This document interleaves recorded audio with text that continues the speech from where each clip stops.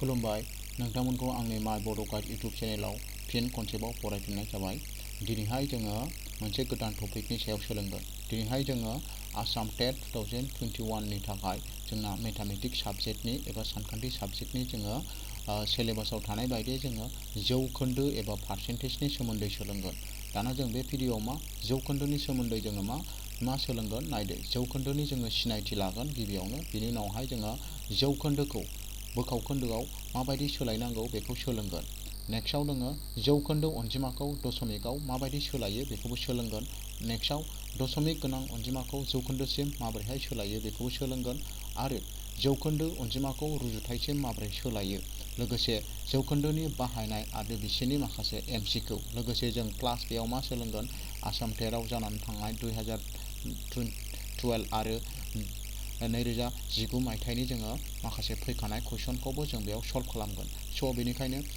जुदि आंनि बे भिडिअ'आव सोरबाफोरा एबा जायफ्रा गोदानै हाबदों बिसोरो भिडिअ'खौ नायखांनायनि उनावहाय चेनेलखौ मोजां मोननानै साबस्क्राइब खालामदो, लोगोसे भिडिअ'खौ स्किप खालामालासिनो जोबजासिम नायलांदो। अब्लानो नोंथांमोना 31 अक्ट'बराव जानो गोनां आनजादनि एबा आनजादाव फैनाय कुइसनफोरखौ मोजाङैनो हागोन होननानै आं आसा थिबाय। अब्ला समखौ जों गोबाव खालामालासिनो फैदो भिडिअ'खौ जागायलांसै फारि फारि। बे भिडिअ'आव जों गाहायाव होनाय माखासे टपिकफोरखौ सावरायगोन। बेयाव दं गिबियावनो जौखोन्दोनि जागायनाय। जौखोन्दोनि सोमोन्दै जोङो सिगाङावनो सिनायथि लागोन। बेनि उनावहाय जोङो जौखोन्दोखौ बोखावखोन्दोआव सोलायनाय, जौखोन्दोखौ माबोरैहाय बोखावखोन्दोआव सोलायो जों बेखौ सोलोंगोन। आरो नेक्स्टआव दङ बोखावखोन्दोखौ जौखोन्दोआव जोंहा माबोरैहाय सोलायगोन बेखौबो, आरो जौखोन्दो अनजिमाखौ जोङो दशमिकआव माबायदि सोलायगोन बेखौ सोलोंगोन। नेक्स्टआव दशमिक गोनां अनजिमाखौ जोंहा माबायदियै जौखोन्दोसिम सोलायनाय जायो बेखौबो सोलोंगोन, आरो जौखोन्दो अनजिमाखौ माबायदि रुजुथायसिम सोलायनाय जायो बेखौबो सोलोंगोन। आरो जोबथारनायाव जोङो जौखोन्दोनि सायाव माखासे MCQ जोङो लागोन। आरो 2012 आरो 2019 मायथाइयाव जोंहा आसाम टेटआव फैनाय माखासे कुइसनफोरखौबो जोङो बेयाव सावरायगोन। अब्ला जोङो फैदो फारि फारि जागायलांनोसै। बेयाव गिबियाव फैबाय जोङो जौखोन्दोनि जागायनाय। दाना जोंहा जौखोन्दोनि सोमोन्दै सोलोंनाय सिगां माखासे बाथ्रा जोंहा मोनथिनांगौ, बेफोरखौ आं गाहायाव होनाय जाबाय। नायदो, जौखोन्दोआ जाहैबाय बिबां रुजुनायनि मोनसे राहा। बिबांखौ जोंहा माबायदि रुजुयो बेखौ रुजुनायनि थाखाय बेयो जाहैबाय मोनसे राहा। दाना बेयाव जौखोन्दोनि ओंथिया माखौ फोरमायो? जौखोन्दोनि ओंथिया जाहैबाय जौसेनि मादाव, आरो बेखौ जों माबायदि देखायो, नै बेबायदि देखायनाय जायो। आरो बेनि ओंथिया जाहैबाय जौसेनि से एबा जौसे बाहागोनि से, जौसेनि मादाव होनाय जादों। एग्जाम्पल हिसाबै जों लायोबा, जेनेबा जोङो 5 जौखोन्दो लाबाय, माबा बिबांखौ जोङो फोरमायबाय 5 जौखोन्दो हिसाबै, अब्ला बेखौ जोङो मा बुंगोन, जौसेयाव 5 होननानै जोङो बेखौ बुजियो। आरो बे होनबा जौखोन्दोआ बे जाहैबाय। दाना जों बेखौ माबायदि बाहायगोन बेनि सायाव जोङो फारि फारि नायलांनोसै। एग्जाम्पल हिसाबै फैदो, गिबियाव दङ जौखोन्दोखौ बोखावखोन्दोआव सोलायनाय। जौखोन्दोखौ जोङो माबायदियै बोखावखोन्दोआव सोलायो बेखौ नायनोसै। होमबा बेयाव गोसोआव लानांगोन नोंसोरो, जौखोन्दोखौ बोखावखोन्दोआव सोलायनायनि थाखाय जोङो नैबे पारसेन्ट एबा जौखोन्दोनि जायगायाव मा होनांगौ, जौसे बाहागोनि से लिरनांगौ आरो सानजाबनानै बेखौ जोंहा हानायमानि दुइसिन महराव लांनांगौ। अब्लानो बे एन्सारा कारेक्ट जायो।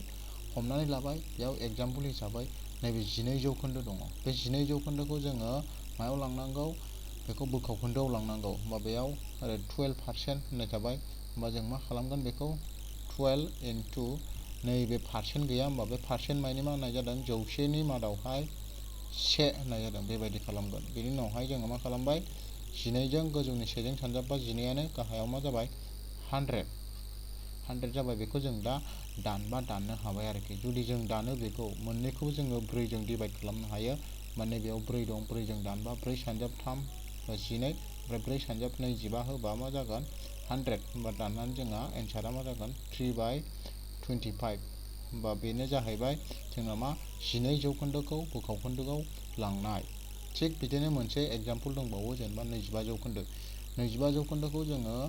जुदि बोखावखोन्दोआव लांबा बेखौबो लिरनो हागोन जोङो डाइरेक्ट नैबे जौखोन्दो मायनि मा जौसे बाहागोनि से होमबा बेखौ जों लिरनो हायो 25 into 1/100 बिदि लिरनो हायो नङा होमबा बिनि उनावहाय जोङो 25 जों 1 जों सानजाबो होमबा मा जागोन 25 गाहायाव मा जाबाय 100 बिदि जों डाइरेक्ट 100 जोंबो राननो हायो बेबायदिबा हा गोरलैसिन जायो दाना बेखौ जों दाननो हायो मोननैबो 25 जों दानजायो 25 सानजाब से मा जागोन 25 सानजाब 4 बेसेबां जौसे होमबा बिनि दुइसिन महर बोखावखोन्दोआ 4 बाहागोनि से ब्ला जोङो 25 जौखोन्दोखौ जुदि बोखावखोन्दोआव सोलायोब्ला मा मोनखो 4 बाहागोनि से होमबा नोंसोरो बेनिफ्राय माखौ गोसोआव लानांगौ नैबे जौखोन्दोखौ जोङो मा होयो जौसेयाव से होयो आरोखि जौसे बाहागोनि से होयो नैबे मा बुजायो होनबा जौखोन्दोआ जौसे बाहागोनि सेखौ बुजायो होमबा जों बेखिनियाव जौखोन्दोखौ माबायदियै बोखावखोन्दोआव सोलायनांगौ बेखौ सोलोंबाय दाना नेक्स्टआव फैदो जोङो सोलोंबावनोसै नेक्स्टआव फैबाय जोङो बोखावखोन्दोखौ जौखोन्दोआव सोलायनाय जोंना जुदि अनजिमाया बोखावखोन्दोनि महराव होनाय थायोब्ला जोङो बेखौ माबायदि राहायै जौखोन्दोआव सोलायगोन बेखौबो जों सोलोंसै होमबा फान आरो जब मोननैखौबो जों मा खालामनांगौ 100 जों सानजाबनांगौ आरो जौखोन्दो सिन होनांगौ अब्लानो बे बोखावखोन्दोआ जौखोन्दोआव थाङो एग्जाम्पल हिसाबै जों लानो हायो बेयाव एग्जाम्पल हिसाबै दङ नैबे 10 बाहागोनि 4 बेखौ जोङो मायाव खालामनांगौ जौखोन्दोआव सोलायनांगौ अब्ला जोङो बेखौ मा खालामनांगोन इनटु 100 होगोन जौखोन्दोआव सोलायबा 100 होनानै जों मा खालामगोन बेयाव जौखोन्दोनि सिनखौ होगोन दाना बेखौ जोङो दानसिगोन आरो मा 10 जों आङो बेखौ दानोबा नैबे लाथिख' मोनसे दानबा बेयाव मा थासिगोन 4 into 10 थाबाय ओमफ्राय जोंहा बेयाव मा थागोन पारसेन्ट जौखोन्दोआव लांनांगौ नालाय पारसेन्ट होमबा मोननैजों सानजाबा बेसेबां जागोन 40 ओमफ्राय पारसेन्ट होमबा मा जाबाय जोंहा 10 बाहागोनि 4खौ जौखोन्दोआव सोलायबा जोङो जौसेजों सानजाबनानै बेबायदि पारसेन्ट होयो अब्ला बेखौ खालामनानै बेसेबां मोनो 40% बे कारेक्ट एन्सार थिग बिदिनो दा मोनसे दंबावो नैबे जोंहा गलाय गथाय बोखावखोन्दोआव दं बेखौबो जोङो जौखोन्दोआव लांबा मा खालामनांगोन बेखौबो जौखोन्दोआव लांबा जोङो बेजों इनटु 100% खौ होनांगोन बे लास्टआव पारसेन्टखौ बहायबानो जायो हा दाना बेखौ जोङो नंराय खालामग्रोदो नंराय खालामबा मा खालामनांगोन जोङो बेयाव 3 जों 4 जों सानजाबग्रोगोन 3 जों 4 जों सानजाबा बेसेबां 12 गोजौनि 3 खौ प्लास खालामबा बेसेबां जागोन 3 खौ प्लास खालामबा इकुवेल टु 15 जागोन होमबा जों बेखौ नंरायाव खालामबा गोजौआव मा थायो गोजौआव 15 गाहायाव 4 जागोन इनटु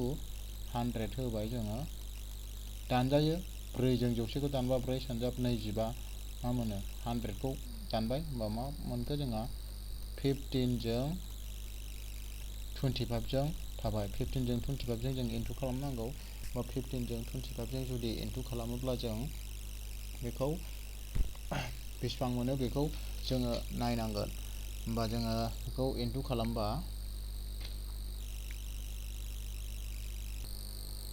15 जों बेखौ सानजाबबाय बेसेबां जागोन 25 जों जोङो मा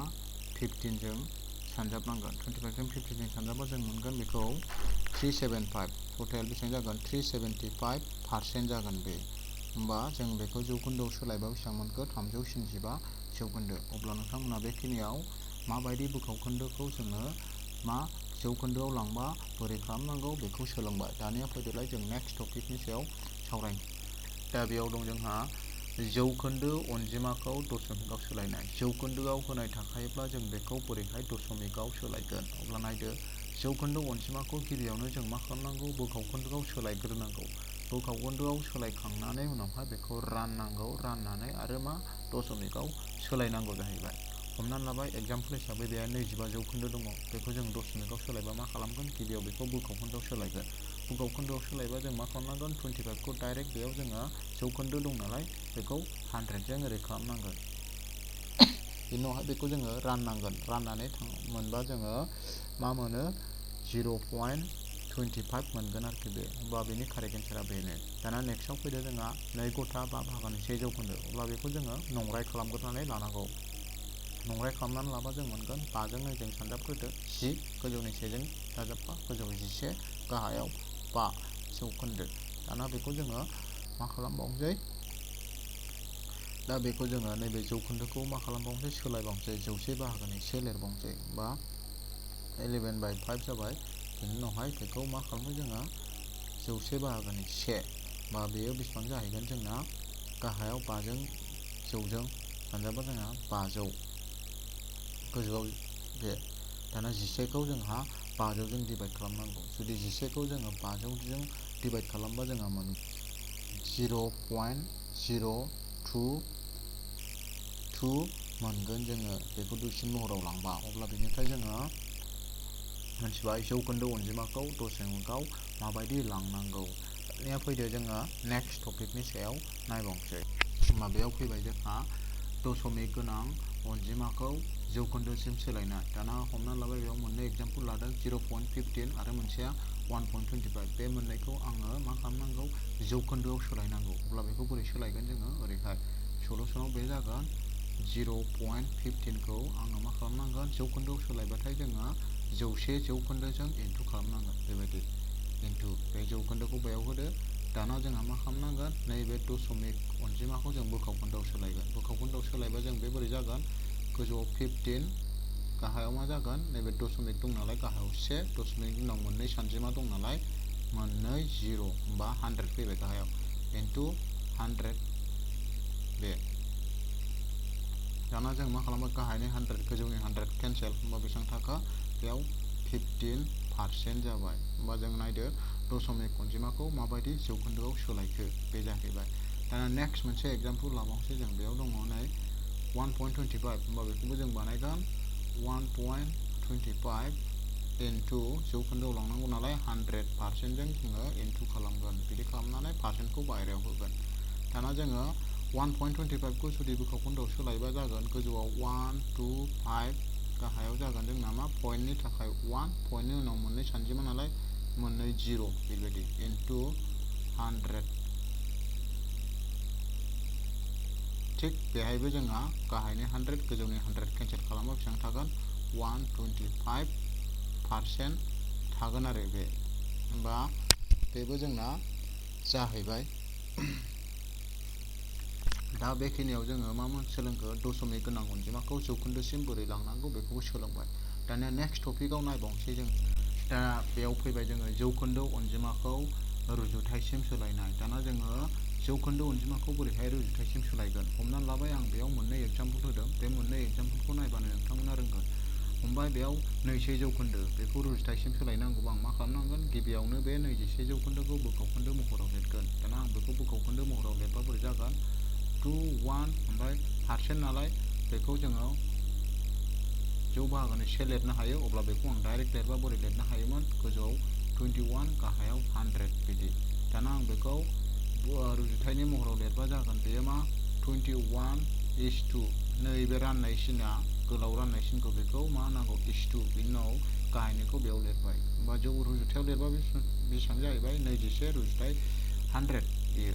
बेबायदि। थिग बिदिनो नैबे 2.7 जौखोन्दो दंबावो बेखौबो जोङो बानायोबा बेबो जासिगोन नाथाय 2.7 इन्टु मा जागोन जौ बाहागोनि से। दाना बेहाव दंबावो 2.7 आं बेखौ मा खालामबाय गथा खालामोब्ला बोखावखोन्दो खालामोब्ला मा जागोन गोजौआव 27 गाहायाव मा जागोन 10 थारमाने दशमिकनि थाखाय 1 दशमिकनि उनाव मोनसे दं नालाय मोनसे 0 इन्टु मा जाबाय 1/100 बेयो 1/100। दाना बेखौ आं खालामबा मा खालामगोन जायगा थोला आं नैबे ससेखौ खोमोरग्रोनोसै। अब्ला फैबाय बेखौ जों मा खालामनांगौ दाना गोजौजों गोजौ गाहायजों गाहाय सानजाबदो। गाहायाव दङ 10 इन्टु 100 मा जागोन 1000 जागोन बेयो गोजौआव 27 जों 1 जों इन्टु खालामबा 27। दा बेखौ दुइसिन महरावबो लांनो हायो दुइसिन महराव बियो दानजाया अब्ला बेखौ आं डाइरेक्ट लिरगोन 27 रुजुथाय मा जागोन 1000। अब्ला नायदो जोङो रुजुथायाव माबायदि लांखो नुबाय। नैबे राननाय सिन गोलावनि थाखाय जों मा होयो नैबेबायदि /2 होयो रुजुथाय होयो बेखौ गोसोआव लाबानो जाबाय। दानिया जोंना बेखिनियावनो बेयो जोब्बाय। दा जोङो नेक्स्टआव मा लागोन MCQ। दाना जोंना जौखोन्दोनि बाहायनाय आरो जौखोन्दोनि सायाव जोंहा आनजादाव माबायदि MCQ फैयो बा माबायदि कुइसन फैयो बेखौ बेयाव जोङो MCQ हिसाबै लानाय जागोन। नोंथांमोना बेखौ नायबानो नेक्स्टआवबो बेबायदिनो टाइपनि फैखागोन नालाय नोंथांमोना बेखौ नायबानो नेक्स्टनिखौबो हागोन आरो। अब्ला फैदो जोङो फारि फारि सल्भ खालामलांसै। बेयाव 1 नाम्बार कुइसनाव होदों 200 किल'ग्रामनि हाफ जौखोन्दोआ जाबाय माने 200 किल'ग्रामनि बेसेबां खालामनांगौ हाफ पारसेन्ट दिहुननांगौ होमबा बेखौ जोङो मा खालामगोन अपसनाव दङ 100 किल'ग्राम बियाव दङ 50 किल'ग्राम नैयाव दङ 2 किल'ग्राम डियाव दङ 1 किल'ग्राम होमबा जों बेखौ खालामग्रो मा जागोन 200 किल'ग्रामनि हाफ पारसेन्टआ होमबा बेयाव जोङो मा खालामनांगोन नै 200 किल'ग्रामनि नालाय बे इनटु मा होनांगोन बे हाफ पारसेन्ट होनांगोन बे दाना जों बेखौ दानजायो नैजों 200खौ दानबा बेसेबां दाननो हायो आङो बेसेबां दानगोन बे 100 नङा होमबा बेसेबां मोनखो जोङो 100 into 1 मा 100%। दाना आङो नैबे पारसेन्टखौ जौखोन्दोआव सोलायबावबा नैबे जौखोन्दोखौ आं माबायदि लिरनो हायो ओरै जौसे सानजाब जौखोन्दोनि जायगायाव मा होनांगौ जौखोन्दोनि ओंथिया जोंना जौ बाहागोनि से बिदि लिरनो हायो बिनि उनाव नैबे गोजौनि 100 गाहायनि 100 केन्सेल खालामबा मा थागोन अनलि 1 थागोन एन्सारा 1 माने 1 किल'ग्राम बा बिनि कारेक्ट एन्सारा बबे जागोन अपसन नाम्बार डि 1 किल'ग्रामा जागोन। दानिया नेक्स्ट कुइसन नायबावनोसै आदसा नेक्स्ट कुइसनाव दङ बेबो 2012 आव फैखांनाय कुइसन दाना बेयाव कुइसना बुंदोंमोन नै सासे फरायसाया खुगाजों होनाय आनजाद अरेल आनजादाव 50 नम्बरनि मादाव 35 नम्बर मोनबाय बिथाङा आनजादाव जौखोन्दो बेसेबां मोनखोनो होमबा बेखौ जोंहा बोरै बानायगोन गासै नम्बरा बेसेबां 50 गासै नम्बरखौ गाहायाव नांगोन 50 आव बियो बेसेबां मोनदों 37 मोनदों बिदि होनांगोन 37 दाना बेखौ जौखोन्दोआव लांनांगौ नालाय जों मा खालामनांगोन 100% होनानै जोङो इनटु खालामनांगोन दाना सानजाबदो जोङो 50 सानजाब 2 होबानो नैबे 100खौ दाननो हायो बिदि गायना दानजाबाय होमबा मा थाखो दा 37 into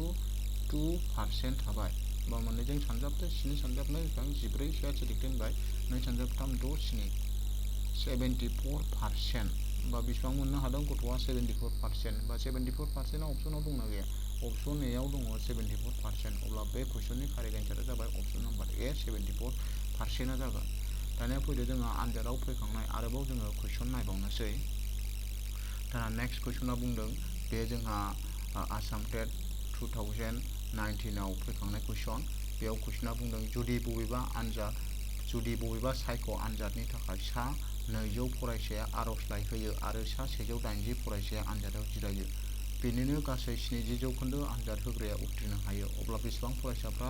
सायख' आनजादाव उथ्रिनो हायाखै हायैखौसो दिहुननांगौ होमबा हायैखौ दिहुननायनि सिगां जोङो हानायखौ दिहुनग्रोनांगोन मानोना हानायनि जौखोन्दोआ होनाय दङ होमबा गासै आर'जलाइखौ गथायदोंमोन 200 जनाव गासै साबेसे फरिखाजों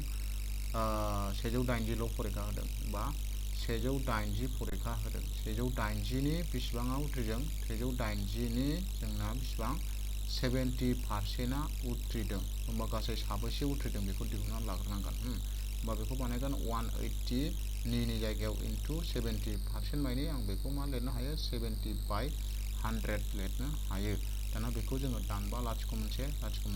नैबे लाथिख' मोनसे नैबे लाथिख' मोनसे दानबा बेसेबां थागोन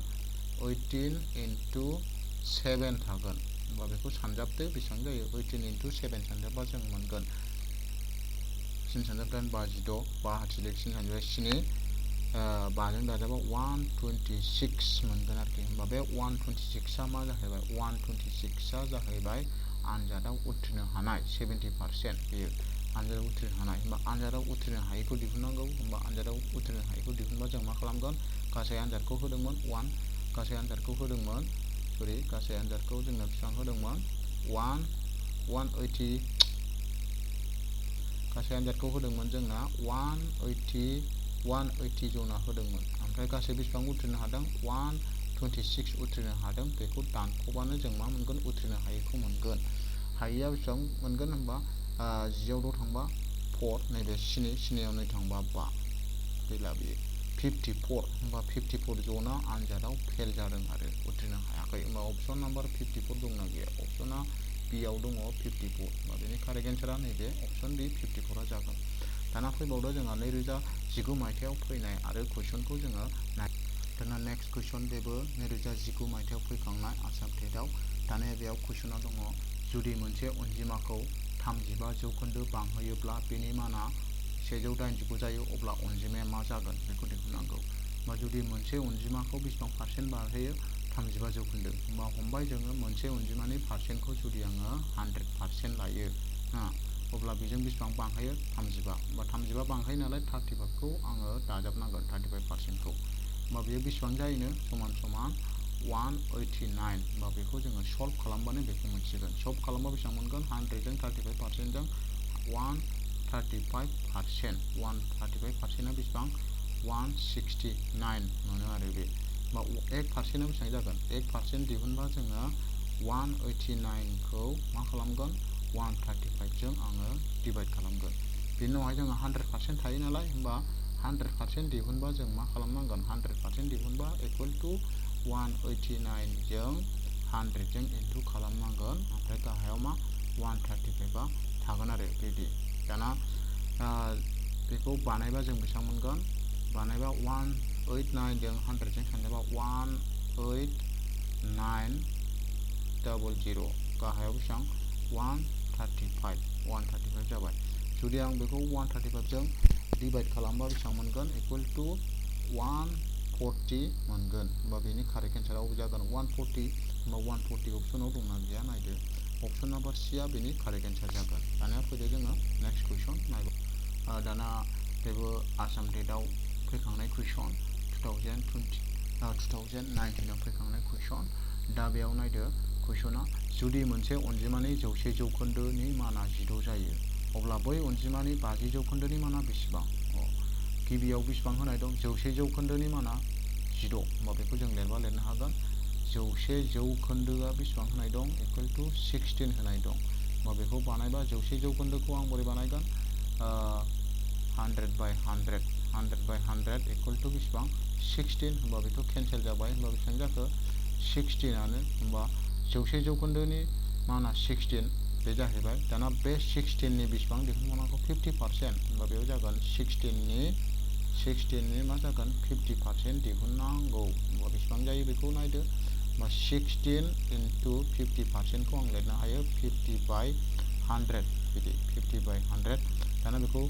बानायबा जों हाबाय 50 सानजाब 2 होबानो 100 दाना 2 सानजाब 8 होबानो मा जागोन बेयो 16 होमबा जों बेसेबां मोनगोन दाननानै 8 मोनबाय होमबा मा जागोन बेनि कारेक्ट एन्सारा 8 होमबा अपसन नाम्बार बबे अपसन नाम्बार नैबे D या बेनि कारेक्ट एन्सार जागोन दाना फैदो जोंहा मोनसे कुइसन दंबावो बे कुइसनखौ जोङो नायनोसै बेयाव दङ कुइसना जोंना मा होनदों जुदि मोनसे अनजिमानि 2 गुना 200 नि 60 जौखोन्दोनि समान जायो अब्ला अनजिमानि खावसेया बेसेबां खावसेखौ दिहुननांगौ बेयाव होनाय दङ अनजिमानि 2 गुना 200 नि 60 जौखोन्दो 2 गुन मायनि जोङो 2 जों सानजागोन ओमफ्राय मोनसे अनजिमाया जुदि x लायनो बा x नि 2 गुन मायनि बेजों आङो 2 इनटु खालामगोन होमबा मा जागोन 2x जागोन बा बेयो माजों समान जायो समान समान 200 नि माजों 60% जों बेयो समान जायो होमबा जों बेखौ बानायबा मोनगोन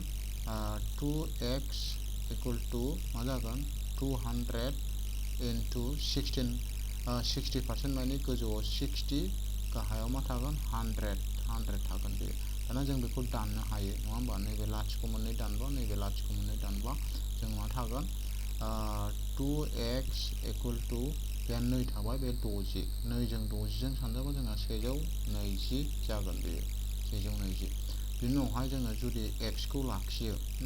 x खौ लाखियोबा जोंहा 2 आ मा खालामगोन 120 खौ 2 आ ओरै डिभाइड खालामगोन डिभाइड खालामबा बेसेबां मोनगोन 60 मोनगोन होमबा मोनसे अनजिमाया बेसेबां जाबाय 60 दाना कुइसनाव बुंदों अब्ला अनजिमानि खावसे होमबा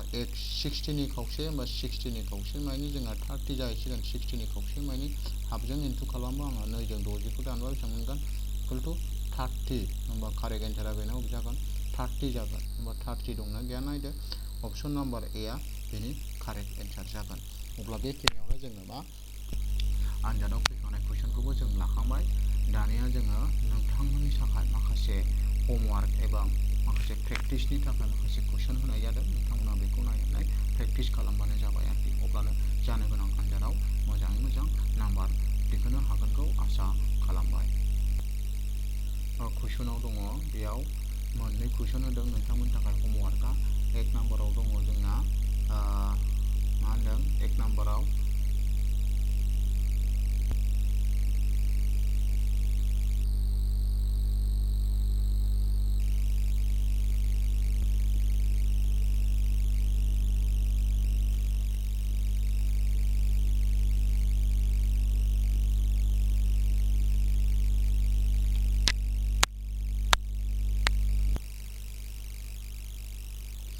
एक नाम्बाराव कुइसना दङ नै मा होनदों कुइसन नाम्बाराव दङ जोंहा 80 जौखोन्दोआ मा जागोन अब्ला बेखौ नोंथांमोना दिहुननांगौ दिहुननानै आरो आंनो जादोंना जायाखै कमेन्ट बक्सआव हरनांगौ आरो नेक्स्ट कुइसनाव दङ जोंना नै नेक्स्ट कुइसनाव बेयाव बुंदों when a number is increased by 120 it becomes 130% of itself what is the number बा बेखौ नोंथांमोना फरायदो फरायनानै बेनि अपसना बबे जायो बेखौ दिहुनदो अपसन नाम्बाराव बे दं बे दं बे दं बे दं दाना बेनि मादावहाय बबे मोनसेया कारेक्ट एन्सार बेखौ बानायदो बानायनानै आंनिसिम कमेन्ट बक्सआव दैथायहरदो नोंथांमोना आं रिप्लाइ खालामगोन दाना बेजों लोगोसे आरो हमवार्क दंबावो बेखौ नोंथांमोना न'आव नायदो नेक्स्ट कुइसना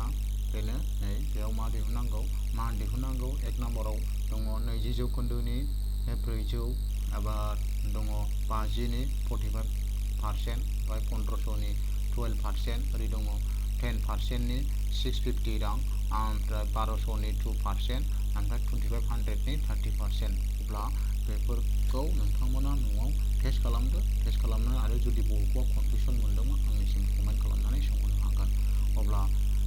दिनैनि भिडिअआ बेखिनियावनो जोब्बाय नेक्स्टआव आङो बेनिनो पार्ट 2 MCQ लाबोबावगोन अब्ला नोंथांमोना